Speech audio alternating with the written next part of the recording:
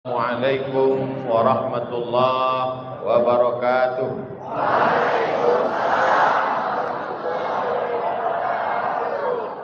Apa kabar semua? Sehat? Alhamdulillahi rabbil alamin. Wassalatu wassalamu ala asyrafil khalqi ajma'in, Sayyidina wa maulana Muhammadin wa ala alihi wa sahbihi wa man tabi'ahu ila yaumiddin. Subhanaka la ilma lana illa ma 'allamtana innaka antal alimul hakim. Rabbi shrah li sadri wa yassir li amri wahlul 'uqdatam min lisani yafqahu qawli. Saat ini hadir bersama kita guru kita Al-Mukarram Ustadz Abdus Syukur. Ini sebetulnya sudah menyalahi kode etik. Sesama Abdul dilarang saling mendahului. Yang tausiah ini Abdul Somad. Saya tidak ingin anak-anak ini mengambil kesimpulan Ustadz Somad tidak sopan, tidak beradab, tidak berakhlak. Ustadz-ustadz, guru-guru, para abi duduk di bawah, di belakang, sementara dia duduk di depan. Bukan salah saya, ini salah panitia. Ini hanya sementara menyampaikan tausiah saja. Mudah-mudahan ini tidak mengurangi penghormatan kita kepada guru-guru kita, insyaallah. Al-adab fauqal ilmi. Kalau sekedar ilmu, maka ada yang lebih hebat hafalannya. Siapa itu? Google.com. Kalau sekedar mengingat tausiah Somad, ada yang lebih kuat ingatannya. Siapa dia? Saya tidak mau sebut mereknya, nanti jadi iklan gratis. Ini handphone kamera yang ada di depan ini bisa merekam dan mengingat semua yang disampaikan Abdul Somad. Kalau sekedar amalnya banyak, bisa sampai selevel dengan malaikat, maka dialah yang lebih hebat. 1000 tahun beramal, naik langit pertama. 1000 tahun beramal, naik langit kedua.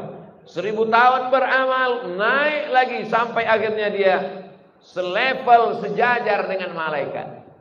Wa idh qulna lil malaikati isjudu li Adam fasajadu, semua malaikat bersujud illa, itu dia orangnya, iblis. Dia bukan malaikat, tapi dia selevel dengan malaikat. Lalu dia dari mana? Buka surat Al-Kahfi. Kana minal jinni fa fasaqa an amri rabbih. Dia berasal dari kalangan jin. Lalu kemudian Allah bertanya kepada dia, ma mana'aka alla tasjuda li Adam? Apa yang membuat kamu tidak mau bersujud kepada Adam? Idz amartuka, ketika aku perintahkan kepadamu. Dia menjawab, khalaqtani min nar, kau ciptakan aku dari api. Wa khalaqtahu min tin, kau ciptakan dia dari tanah. Ana khairum minhu. Itu dua dalil bahwa dia bukan malaikat. Yang pertama Allah mengatakan kana minal jinni. Yang kedua dia ngaku khalaqtani min nar, dia dari api. Sedangkan malaikat dari nur. Apa bedanya? Yang satu nar, yang satu nur. Nur cahaya, nar api. Setan, iblis, jin diciptakan dari api. Sedang malaikat dari nur. Manusia semua ini diciptakan dari tanah. Warnanya hitam, baunya busuk, letaknya rendah, diinjak tapak kaki. Tapi kenapa saat ini bisa dia naik ke atas? Ini karena kemuliaan Al-Qur'an. Abdul Somad bisa duduk di sini tidak hafal Quran. Beda dengan abi kalian yang pecinya warna biru, itu hafal Quran 30 juz. Kalau merah seperti ini juz 30. Mohon maaf yang pecinya merah, jangan tersinggung. Mudah-mudahan anak cucu kita, santri-santri ini semua menjadi para penghafal. Malam Senin, malam Selasa, malam Rabu, malam Kamis, malam Jumat, malam Sabtu. Tapi ada satu malam yang paling mulia. Satu malam itu kalau kita beramal 83 tahun. Kenapa malam itu menjadi mulia? Karena malam itu bersanding dengan Al-Quran. Inna anzalnahu fi lailatul qadar. Dalam ayat lain, inna anzalnahu fi lailatin mubarakah. Malam itu sebelumnya tidak ada apa-apanya, tapi malam itu berubah menjadi malam paling mulia karena kemuliaan Al-Quran. Ada kertas putih. Kertas putih bisa dibuat jadi pembuang ingus, bisa dibuat jadi pembuang daki, bisa membuat korek telinga. Tapi begitu dituliskan di kertas itu, ya ayyuhalladzina amanu taqullaha haqqa tuqatih wa la tamutunna illa wa antum muslimun. Setelah ditulisnya dengan kaligrafi yang indah, lalu dengan sengaja dia usapkan ke hidungnya, langsung ditangkap Bapak Babin Kamtipmas. Kenapa? Penistaan agama karena melecehkan Al-Quran. Kertas yang sebelumnya tidak ada apa-apanya bisa menjadi mulia karena Al-Quran. Gua, lobang tanah, lobang di atas gunung, lobang batu, tempat orang berlindung. Gua yang paling banyak di Jakarta. Siapa lu, siapa gua? Ada satu gua. Banyak sekali gua di Indonesia. Tapi kenapa gua itu yang dikunjungi orang? Bayar tiket 30 juta, hotel, makan, tinggalkan kerja. Sampai ke sana dia naik ke atas gua itu. Mengapa gua itu mulia? Karena di gua itu turun Iqra bismi rabbikal ladzi khalaqa khalaqal insana min 'alaqin iqra wa rabbukal akramul ladzi 'allama bil qalami 'allamal insana ma lam ya. Gua menjadi mulia karena Quran. Malam menjadi mulia karena Quran. Kertas menjadi mulia karena Quran. Tembok yang lain biasa saja. Tapi kalau tembok ini tidak ada yang berani menyentuhnya tanpa wudu, tak ada yang berani menginjaknya, tak ada yang berani melangkahinya. Tembok menjadi mulia karena Quran. Maka kepala anak-anakku ini menjadi mulia isi kepalanya insyaallah sesuai dengan doa Allahumma arhamna bil. Tapi ngisi Quran ke kepala itu tidak sama dengan mengisi film ke dalam handphone. Kalau ngisi film dalam handphone cukup dengan download 10 menit masuk. Saya sudah download 1 jam kok nggak masuk Pak Ustadz, paketnya nggak ada.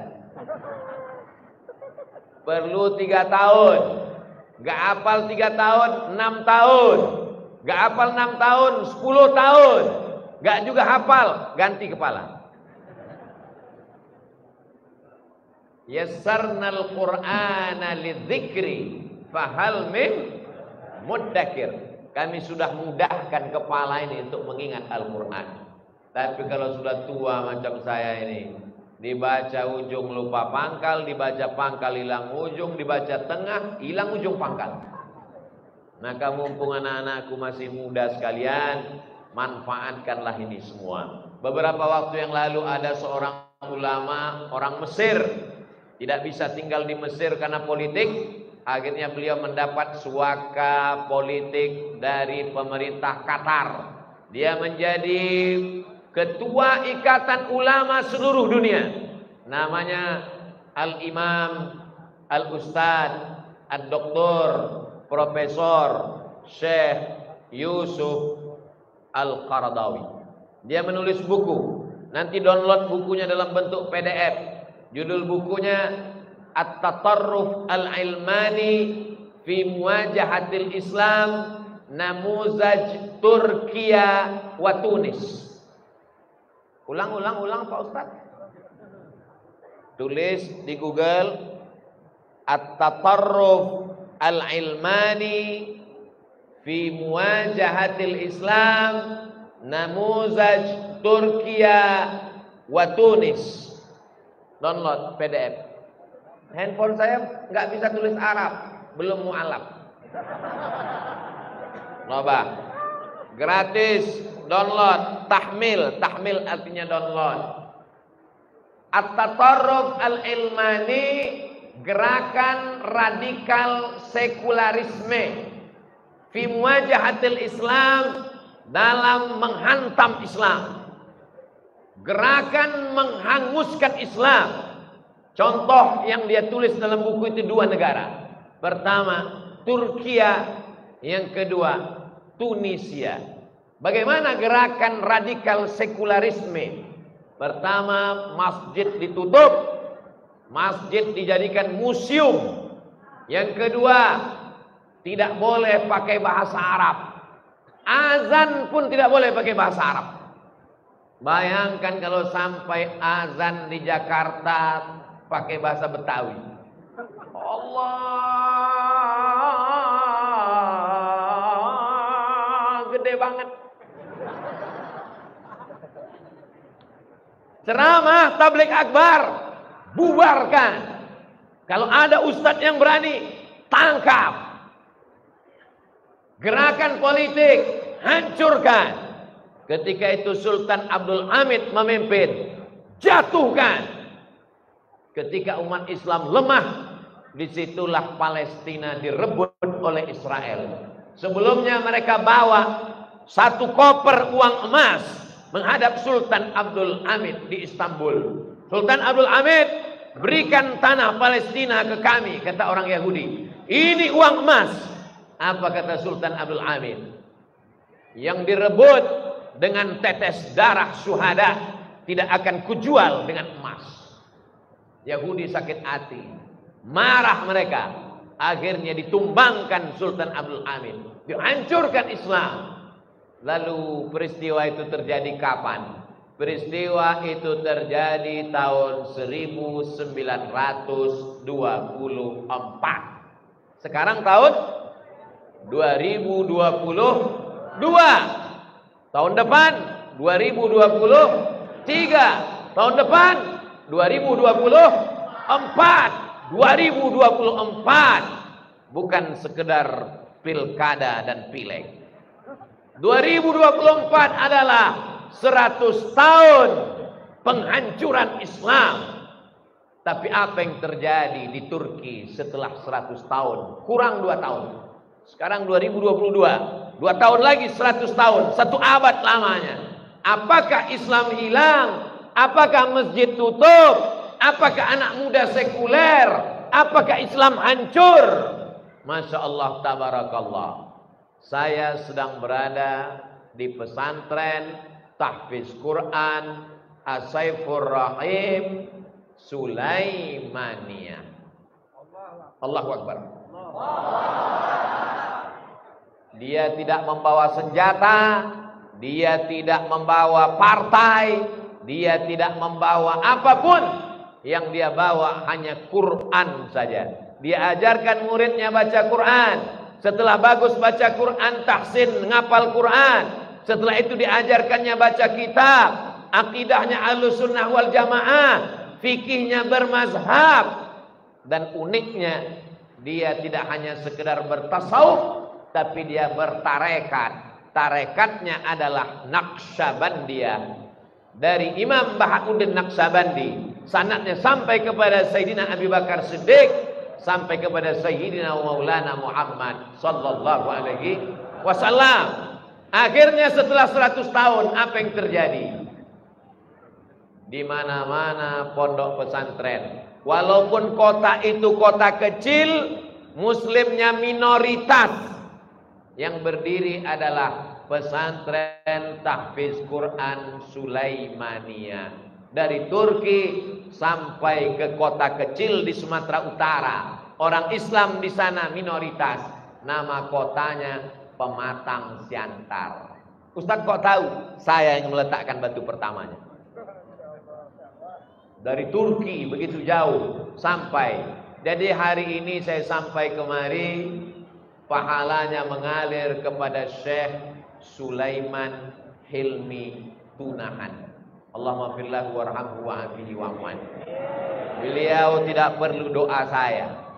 Tak perlu beliau pada bacaan Al-Fatihah yang saya baca. Kenapa? Karena muridnya dari mulai seluruh kutub utara, kutub selatan. Hanya beberapa negara saja yang dia tidak bisa masuk. Di mana yang tak bisa masuk? Israel. Israel tentu tak bisa buat tahfiz Quran. Di mana lagi? Korea Utara. Selain daripada itu bisa semuanya. Ustaz Somad jangankan mau ke Korea Utara, Singapura aja nggak masuk. Allahu Akbar. Sebelum kalian sebut, bagus saya sebut duluan. Pelajaran. Seandainya ada gerakan ingin membungkam masjid, ingin menutup masjid, ingin menghapuskan bahasa Arab, ingin menghilangkan Islam, ingin menjatuhkan, maka satu-satunya jalan sudah ditunjukkan Allah. 100 tahun tetap bertahan, berpegang dengan Al-Qur'an. Contoh nyata, real. Saya pun dibawa berjalan-jalan melihat asrama pesantren tahfiz Quran As-Saifur Rahim Sulaimaniyah Jasinga Bogor. Masuk Bogor.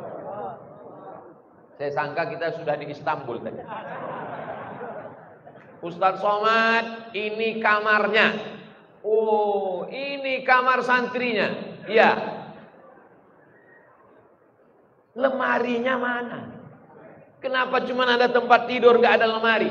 Lemari santri ada kamar khusus. Isinya loker lemari saja. Saya tidak komen, saya diam. Dalam hati saya beda sama saya dulu. Saya dulu di situ tidur, di situ kolor bergantungan.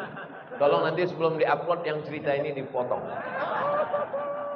Oh, kenapa kamarnya bersih wangi? Karena pakaian yang bau berkeringat tidak disatukan dengan tempat tidur. Sehat. Jadi di sini anak-anak bukan cuma sekedar belajar idgham, ikhfa, gunnah, qalqalah, bila gunnah, tapi juga mereka belajar bagaimana cara tidur yang baik, tidak tidur dengan pakaian. Lalu kemudian di mana makanannya? Makanan cemilan, gak mungkin mereka gak ada makanan ringan. Ada ruangan khusus. Satu orang ada satu box. Saya pun mau ngelihat apa isi boxnya. Masya Allah, ada kerupuk, ada keripik, ada minuman ringan. Saya pun langsung lama termenung. Apa yang Ustadz menungkan? Ingat lemari saya waktu di pondok dulu. Lemari saya di pondok 3. Yang bagian atas pakaian, yang tengah bumbu pecal sama ikan teri, yang bawah sepatu sama sendal di dalam menyatu jadi satu. Itulah mengapa orang tua tidak tertarik memasukkan anaknya ke pesantren. Bukan salah Qur'annya, bukan salah gurunya, bukan salah kiainya, bukan salah tahfiznya, bukan salah Qur'annya, bukan salah hadisnya, bukan salah fikihnya, tapi salah manajemennya. Sehingga Quran ditinggalkan mahjura, pesantren dianggap tidak menarik. Ustaz Somad, baru 3 hari yang lalu ada tamu datang ke rumah. Ustaz Somad, anak saya bawa main-main ke pesantren. Terus dia mau pipis. Begitu masuk ke toilet, dia bilang kita pulang. Dia tahan pipisnya pulang ke rumah dan gak mau masuk pesantren. Saya begitu melihat toilet WC pesantren As-Saifur Rahim Sulaimaniyah, Masya Allah, tabarakallah. Dipisahkan mana tempat mandi, mana tempat wudhu, mana tempat BAB, buang air besar, buang air kecil. Jadi santri tidak hanya sekedar bercerita, at-tahuru satrul iman, kebersihan kesucian setengah iman, tapi contoh realnya tidak kelihatan. Tidak boleh berwudu di tempat buang air besar, tidak boleh mengucap bismillah di WC, sementara mau berwudu niatnya dalam bismillah. Di mana letak niat wudu? Waktu mengucap bismillah. Gimana mau mengucap bismillah ada WC di samping? Bingung anak-anak belajar fikih. Katanya mau mengucapkan niat ketika bismillah. Mengucapkan bismillah nggak boleh karena ada toilet, ada WC di dalam. Mestinya dipisah. Ini WC, ini tempat mandi, ini tempat wudu. Saya menemukan itu ada di pesantren tahfiz Quran As-Saifur Rahim Sulaimaniyah. Allahu Akbar. Dari mulai cara berpakaiannya, Masya Allah tabarakallah, tetap menutup kepala karena sunnah, tetap memakai jubah. Tadi kami sholat, Ustaz Somad kok enggak sholat isya? Saya sudah jamak takdim. Makanya nanti selesai tausiah ini, semua jamaah sholat. Ketika kalian sedang sholat, disitulah saya pulang, karena itu waktu yang paling tepat. Jangan muncul isu Ustaz Somad sudah enggak sholat. Jangan ada dusta di antara kita. Di sini anak-anak belajar dari mulai toilet sampai tempat tidur. Ini tempat tidur kok nggak ada bantal gulingnya? Bantalnya ada, gulingnya nggak ada. Supaya santri tidak berimajinasi dengan guling. Sampai ke sana. Masya Allah tabarakallah. Saat makan, Ustaz Somad ini kambing, Ustaz Somad ini ayam. Kambing dan ayam ini dipotong oleh Abi. Yang motong Abi. Dalam hati saya, tadi siang saya makan ayam, yang motong siapa? Beberapa tahun yang lalu saya diundang tausiah. Sampai di pinggir jalan kami pun mampir ke rumah makan. Saya ambil daging kambing, saya ambil dendeng, saya ambil goreng ayam. Setelah selesai saya tanya bapak yang ngundang, "Bapak vegetarian ya? Gak makan daging? Gak makan ayam? Gak makan kambing?" Si bapak ngomong, "Mohon maaf Ustaz Somad, saya nggak tahu yang motong siapa. Saya sudah habis saya makan." Sadarkah kita siapa yang memotong ayam kita? Jangan-jangan ayam itu bukan mati disembelih, tapi karena mati tertimpa. Tahukah kita siapa yang motong sapi kita? Apakah dengan nama Allah, atau dia motongnya sambil ngobrol di handphone? Di telinganya handphone, mulutnya sambil ngerokok. Iya betul. Atib mat'amak takun mustajabad da'wah. Jaga makananmu, maka doamu akan dikabulkan Allah Subhanahu wa taala. Di sini ayamnya, kambingnya, lembunya, jelas siapa yang memotong. Sampai ke sana mereka menjaga anak-anak kita. Masya Allah tabarakallah. Saya tidak ingin menaikkan satu menjatuhkan yang satu. Saya ingin bercerita, wa amma bi ni'mati rabbika wa hadits. Ceritakan nikmat-nikmat itu. Kita ingin mengambil inspirasi yang baik-baik. Khudh ma safa, da' ma kadar. Ambil yang jernih, buang yang keruh. Bapak-bapak, ibu-ibu yang duitnya banyak, bisnisnya banyak, meninggal dunia, rumah yang besar dibagi kepada ahli waris, mobil yang mewah diambil dialer karena baru bayar DP, belum bayar angsuran. Almarhum Bapak Ade Saifur Rahim orangnya cerdas. Orang cerdas bukan yang IP-nya 4. Orang yang cerdas bukan yang IQ-nya tinggi. Siapa orang cerdas? Al-Qayyis, orang yang cerdas. Mandana nafsahu, dia tekan hawa nafsunya. Wa amila lima ba'dal maut, dan dia beramal Apa yang akan saya bawa setelah saya mati menghadap Allah Subhanahu wa taala? 47 tahun umurnya, dia pun menghadap Allah Subhanahu wa taala. Tadi waktu kami nanya, berapa umur almarhum waktu meninggal? 47, berarti saya 2 tahun lagi. Umur saya sekarang 45. Walaupun jamaah tetap ngotot bahwa saya 25, enggak apa-apa. 47 tahun umurnya meninggal. Masjid terbangun, gedung asrama, laki-laki, ada perempuan, tapi tidak satu lokasi untuk menjaga mata, menjaga telinga, menjaga hati dan pikiran anak-anak penghafal Quran.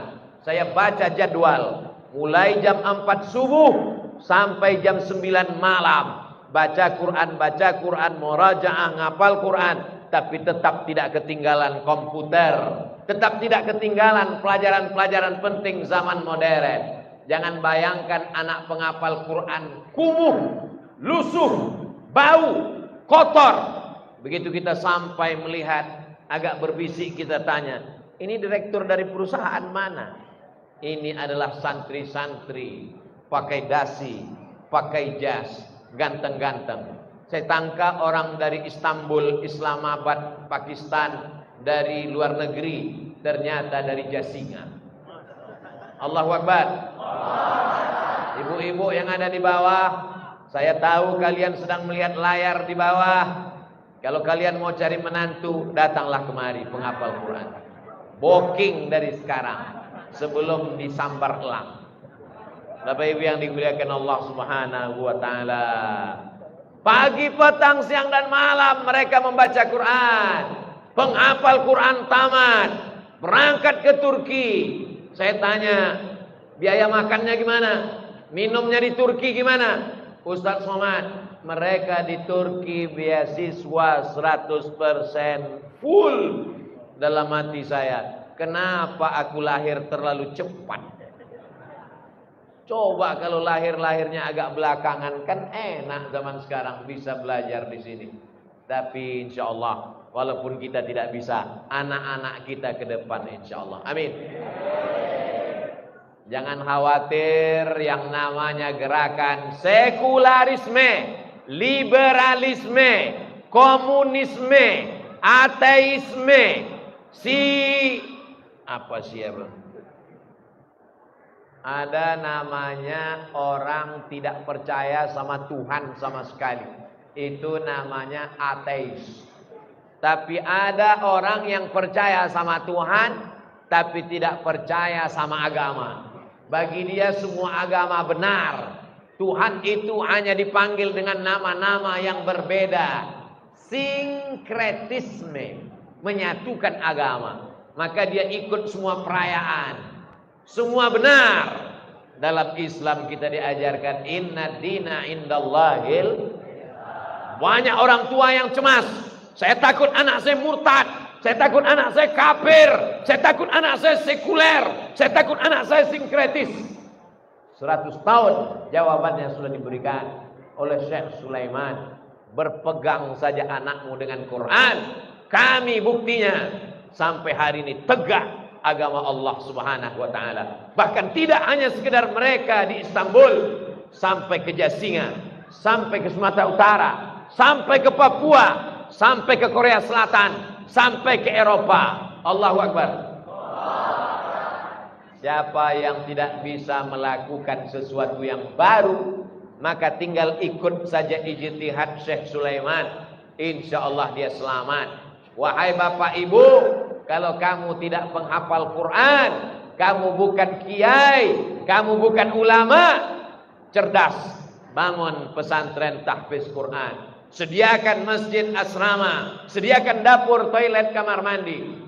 Maka meninggal dunia mengalir pahalanya sampai hari kiamat insyaallah. Saya sudah melihat dengan mata kepala saya sendiri. Saya sudah masuk ke toiletnya untuk berwudu. Saya sudah masuk ke tempat wudu. Saya sudah masuk ke tempat toilet. Saya sudah masuk ke kamar.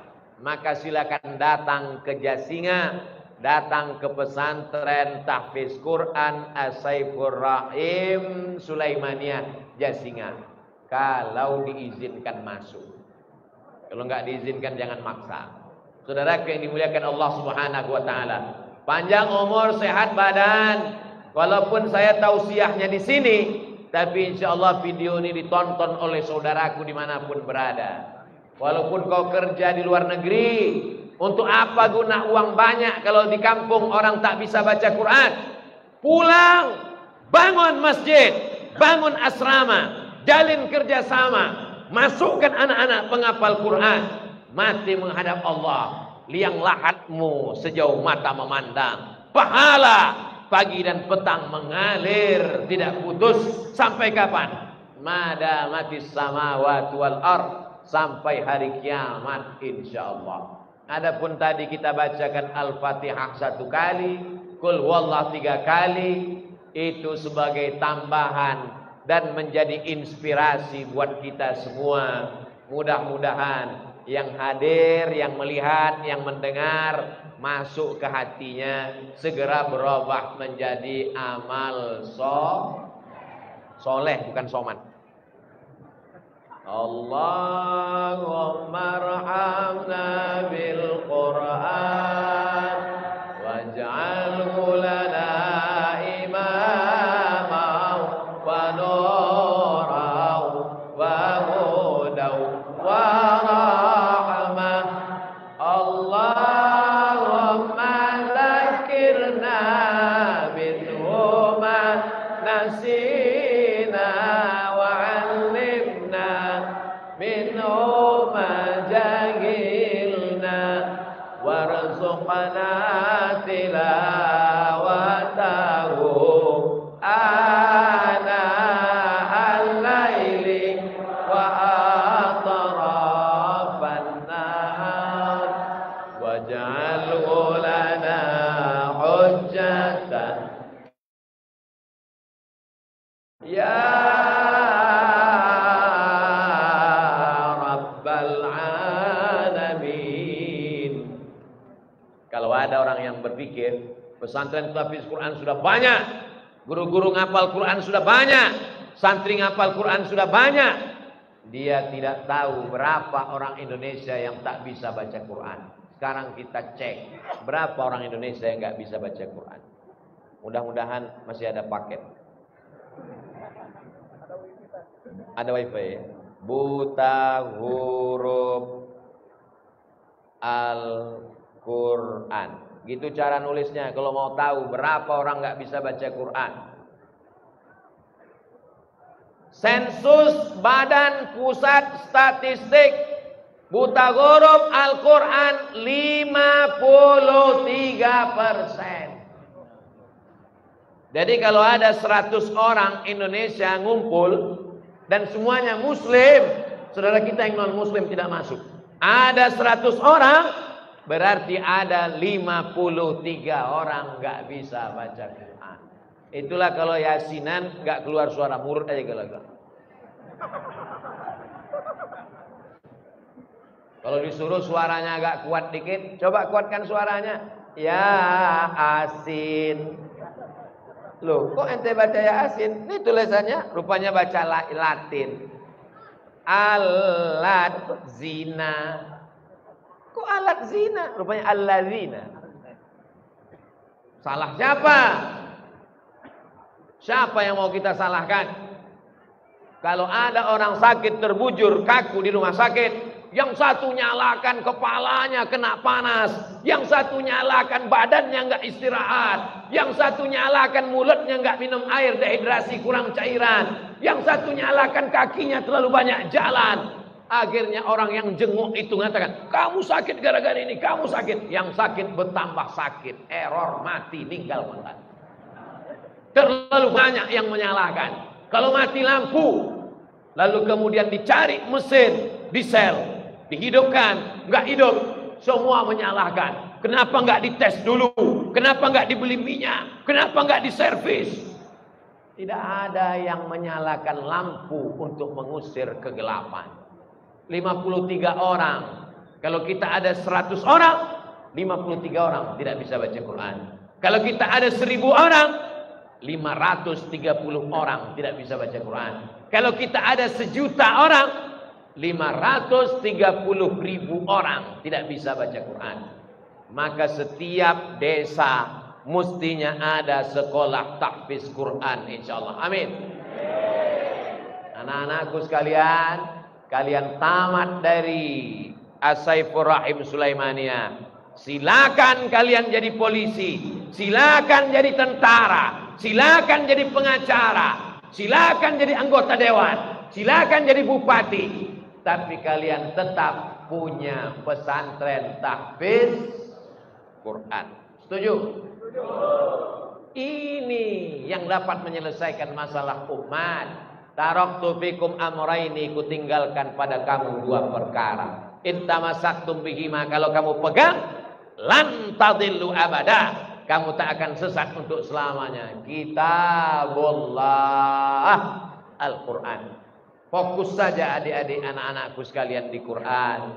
Dari mulai makharijul hurufnya, waqaf wal ibtida, mulai membacanya, menghafalnya, baca kitab kuningnya, tafsirnya. Saya mau tafsir bil ma'sur, bersanad sampai ke Rasulullah, disusun oleh Imam Abu Ja'far Ibnu Jarir At-Tabari. Saya mau tafsir bil ra'yi, tapi tidak menyimpang, bukan liberal. Baca tafsir Al-Kabir, ditulis oleh Imam Fakhruddin Ar-Razi. Saya mau tafsir khusus sejarah-sejarah, cerita-cerita, kisah-kisah, tafsir Imam Khazin dan tafsir Imam As-Sa'alabi. Saya mau tafsir yang ilmu pengetahuan, surat An-Nahl lengkap dengan gambar lebahnya, sampai ratu lebahnya, sampai sarang lebahnya.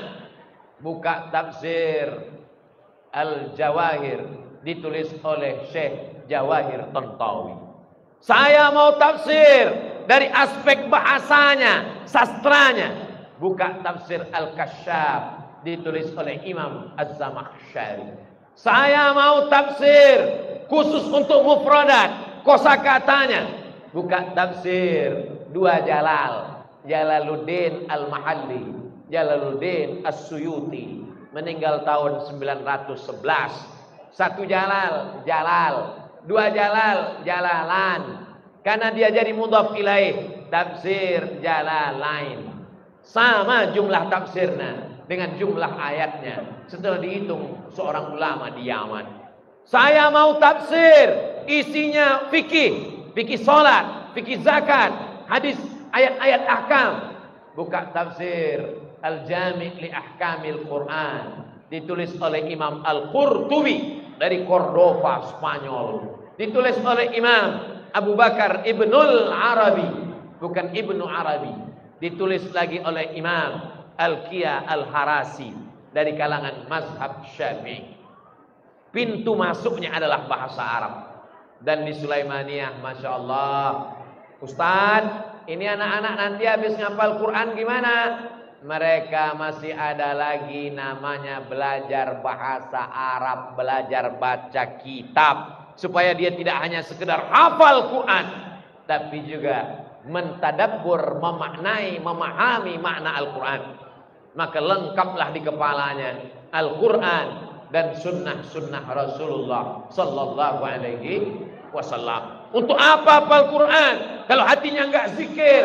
Untuk apa hafal Quran kalau dia tidak ingat Allah? Untuk apa hafal Quran kalau dia tidak berakhlak? Kamu tidak tahu, mereka tidak hanya sekedar ngapal Quran, mereka belajar akidah, mereka belajar fikih, dan dalam hal tasawuf mereka berzikir mengikut metode Syekh Bahauddin Naqsyabandi. Kebetulan nama nakhoda kapalnya Imam Abdul Qadir Al-Jilani, maka disebut dengan metode kapal Tariqah Al-Qadiriyah. Kebetulan nama nakhodanya Imam Abul Hasan Al-Ash'ari, Imam Abul Hasan As-Syazili, maka disebut dengan Tariqah Syaziliyah. Kebetulan nama nakhodanya Syekh Muhammad Abdul Karim Samman, disebut dengan Tariqah Sammaniyah. Kebetulan nama nakhodanya Syekh Abdullah Asy-Syattari, disebut dengan Tarekat Syattariyah. Kebetulan nama nakhodanya Imam Bahauddin Naqsyabandi, disebut dengan kapal Naqsyabandiyah. Ini hanya perahunya saja. Ada yang naik perahu Naqsyabandiyah, ada yang naik perahu Syattariyah, ada yang naik perahu Sammaniyah, ada yang naik perahu Tijaniyah, ada yang naik perahu Syaziliyah. Semuanya berada di kapal dan semuanya berada di lautan hakikat la ilaha illallah. Dan tujuan akhirnya adalah ilahi anta maksudi wa ridhaka matlubi. Jadi bagi orang yang tidak paham, kenapa kita mesti ikut Syaziliyah? Kenapa mesti ikut Naqsyabandiyah? Saya ikutnya langsung ke Quran dan Sunnah. Oh gitu ya? Iya. Ente langsung ke Quran? Iya. Baca Quran? Baca. Paham? Enggak.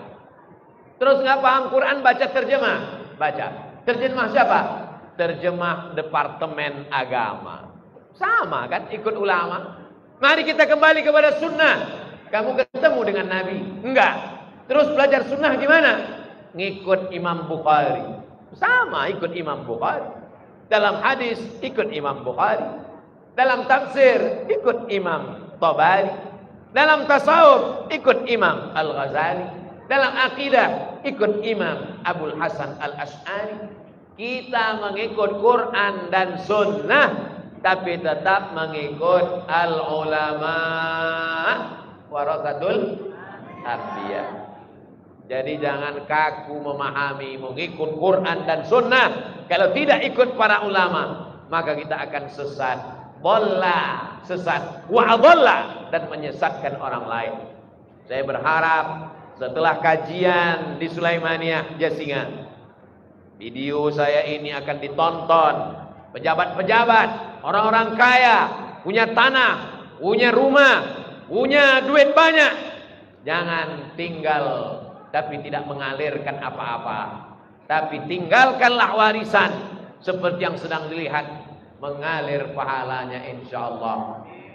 Dan kita yang ada di masjid ini insyaallah mendapatkan juga limpahannya sedikit banyak, walaupun tak sebanyak almarhum Bapak Ade Saifur Rahim, walaupun tidak sebanyak Syekh Sulaiman, tapi sedikit banyak. Ma la yudraku kulluh, la yudraku kulluh.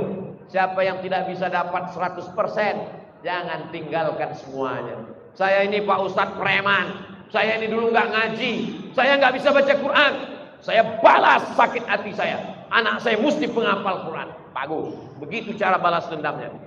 Sekarang banyak orang, saya ini bodoh Pak Ustadz, anak saya mesti lebih bodoh dari saya. Jangan.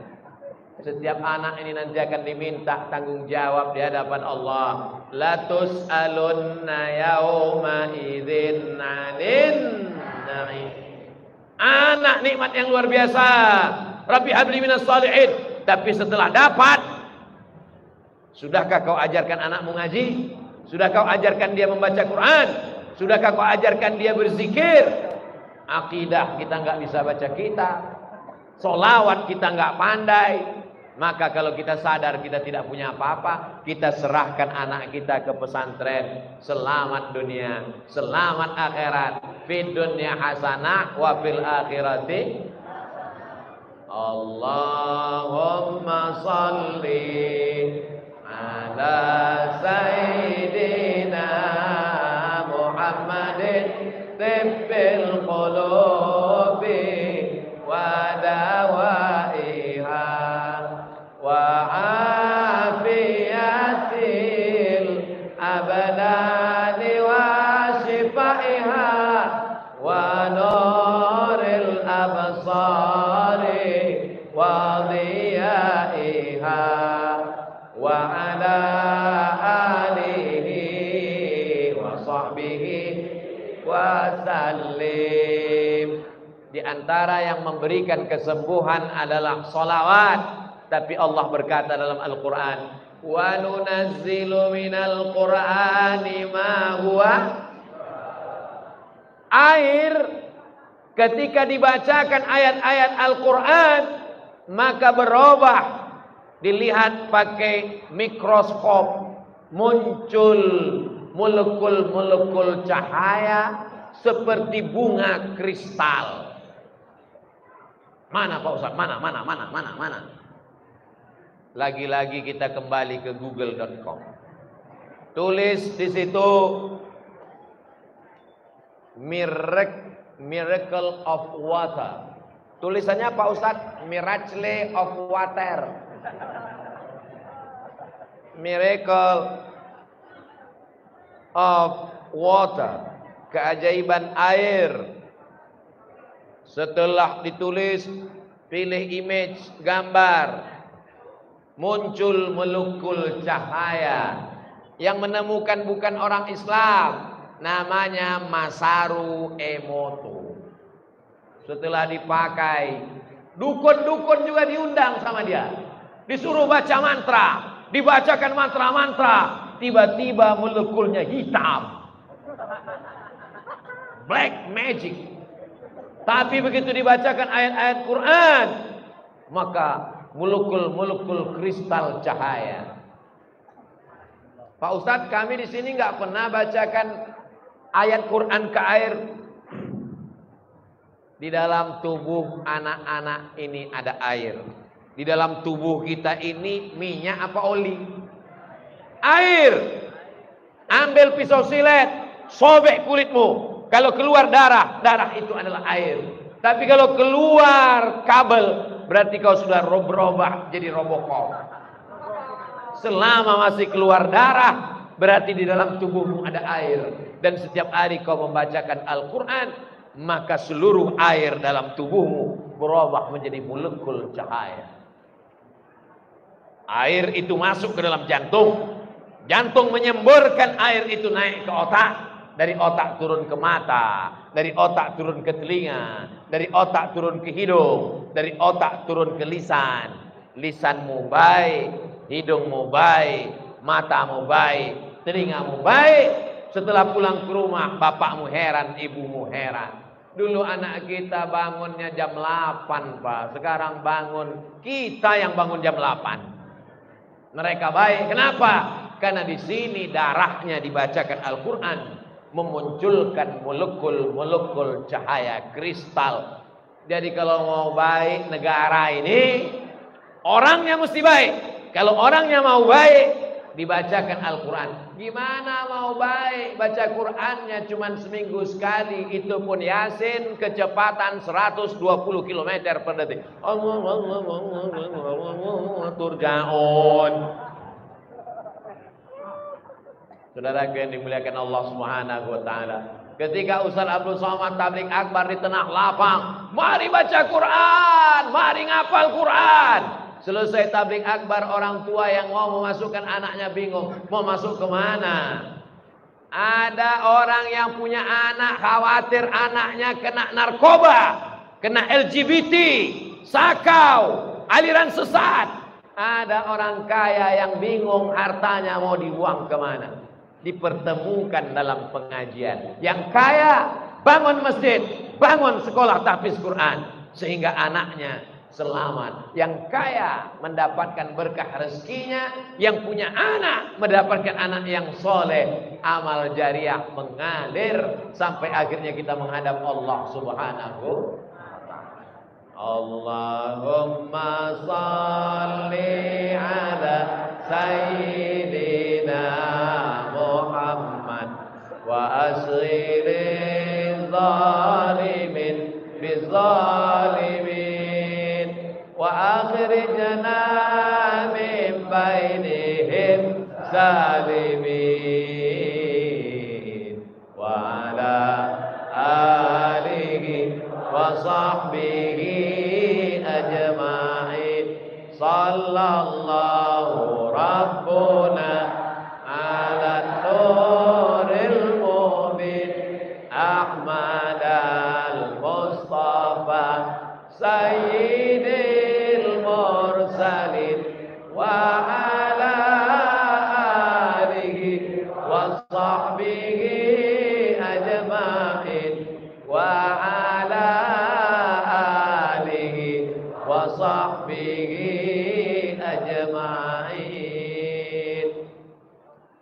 asghiliz zalimin bizzalim.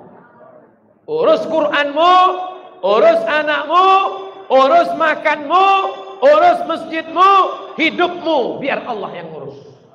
Betul? Bingung orang, bagaimana ini Ustaz? Aniaya, terzalimi. Kalau Allah mau menolong, innama amruhu idza arada syai'an ayaqula lahu kun. Pernahkah terlintas di pikiran manusia? Tidak. Allah sibukkan orang yang zalim dengan orang yang zalim. Asghiliz zalimin bizzalimin. Itu doanya para ulama, para habaib, para penghafal Quran. Tak terlintas di hati manusia. Tidak punya kekuasaan, tidak punya daya upaya. Tapi kalau Allah sudah berkuasa, urus kitab Allah, muliakan. Ini anak-anak baca Quran, diletakkan Quran di lantai. Lebih tinggi lutut dia lagi daripada Quran. Tapi di pesantren tahfiz Quran As-Saifur Rahim Sulaimaniyah, mejanya tinggi sekali. Kenapa mejanya tinggi sekali? Begitu kami diajarkan adab memuliakan Al-Quran, Ustaz Somad.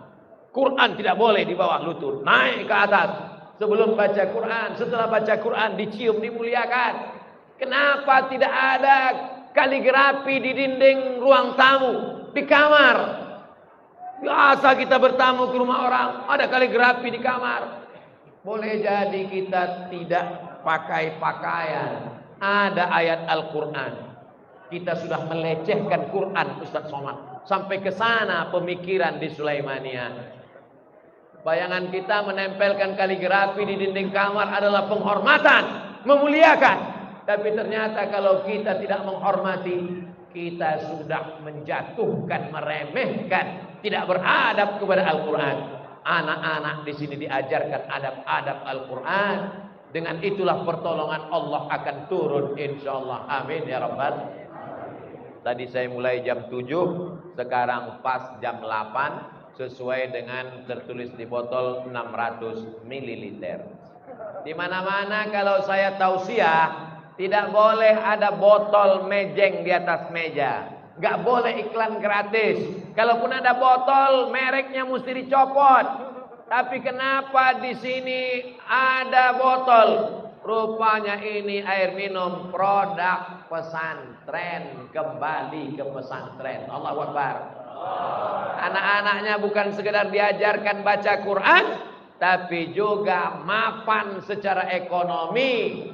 Sekarang kita ngaji, baca Quran, bersolawat, tapi ternyata air minumnya milik orang lain. Mengkayakan orang. Belilah air minum yang kira-kira keuntungannya kembali kepada pesantren, kembali kepada umat. Berilah air minum yang kira-kira airnya berhasil, akan dibayarkan zakatnya, akan bermanfaat kepada fakir miskin dan du'afa. Hasilnya membangun masjid, bukan memperkaya orang yang sudah kaya. Setuju? Awas kalau nggak beli. Saudara yang dimuliakan Allah Subhanahu wa taala, itulah yang dapat saya sampaikan dalam 1 jam ini. Ingat, belum sholat Isya, sudah azan. Nanti sholat Isya berjamaah. Terima kasih segala perhatian. Mohon maaf segala kesilapan dan kehilafan. Aqulu qawli hadza astaghfirullah li wa lakum. Wassalamualaikum warahmatullahi wabarakatuh.